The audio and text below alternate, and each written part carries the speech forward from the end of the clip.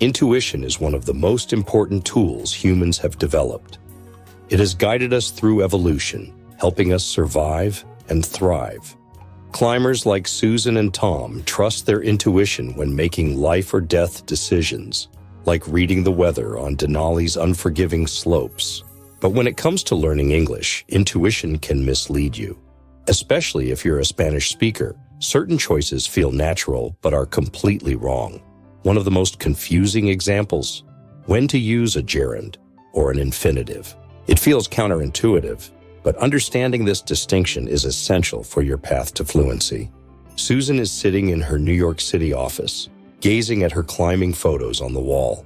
The thought of climbing Denali fills her with both excitement and doubt. She knows this will be a true test, not just of her strength, but also of her intuition. Climbing Denali is no small challenge, she thinks. Planning every detail will be essential. Climbing Denali will be the adventure of a lifetime. In this sentence, climbing Denali functions as the subject, describing the activity itself. Here are some more examples. Hiking through the Alaskan wilderness requires preparation and courage. Learning English takes patience and consistent practice. Traveling in harsh weather can be risky but rewarding. The gerund functions as a noun and can serve as the subject, object, or complement in a sentence. On the plane to Alaska, Susan and Tom review their itinerary. They're excited about the days ahead, but they also remind themselves of the risks. We need to stay focused and prepare carefully, Tom says. The goal is to reach the summit safely. The goal is to reach the summit safely. Here, to reach expresses purpose, what they want to achieve. Here are some more examples. They trained hard to improve their climbing skills. Tom plans to join the climb to challenge himself. Infinitives can act as nouns, adjectives, or adverbs, and are often used to express purpose or intention. When they arrive at the climbing site, Susan feels a rush of energy. The mountain is more imposing than she expected, but the excitement of starting the climb is undeniable. "I'm looking forward to climbing this beast," she says. "It's been a dream for years. I'm looking forward to climbing Denali." In this sentence, climbing follows the preposition to, part of the phrasal verb look forward to, a common structure with gerunds. Here are some more examples. Susan is focused on improving her climbing technique. They talked about hiking Denali during the summer. Tom is afraid of failing the climb in bad weather. Halfway up the mountain, the weather turns harsh. They must decide whether to push on or turn back. Susan looks at Tom. "We need to continue," she says confidently. "It's risky, but we've trained for this." The infinitive to continue follows the verb need, a typical pattern for expressing decisions or intentions.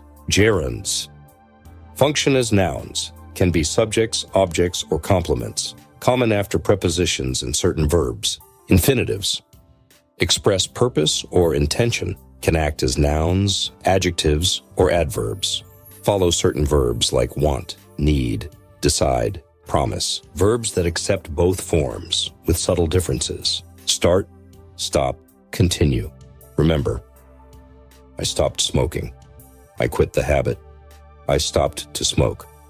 I paused to have a cigarette. Some verbs change meaning depending on whether a gerund or an infinitive is used. Remember, forget. I remember locking the door. I have a memory of the action after it happened. Remember to lock the door. Don't forget to perform the action in the future. Spanish speakers may be tempted to translate sentences directly from Spanish, using an infinitive in Spanish contexts where English requires a gerund. Alternatively, Spanish speakers might overuse the gerund due to its prominence in continuous tenses in their native language, mistakenly applying it where an infinitive is needed in English. Tips for mastering the differences. Learn verb patterns. Create lists of verbs that are typically followed by a gerund in English, and those that are followed by an infinitive. Compare these with their Spanish counterparts to see the contrast. Focus on context.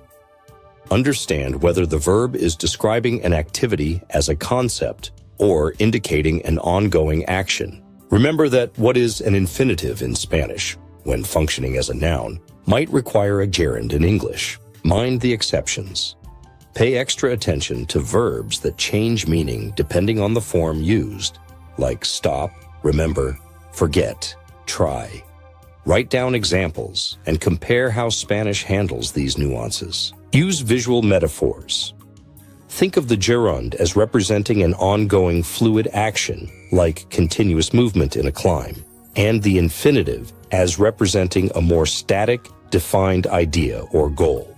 This mental image can help guide correct usage when forming sentences. Understanding the difference between gerunds and infinitives is not just a matter of memorizing rules. It's about recognizing how each language conceptualizes actions and activities. In English, the gerund offers a way to talk about activities as abstract concepts or subjects, while the infinitive often frames purpose and intention.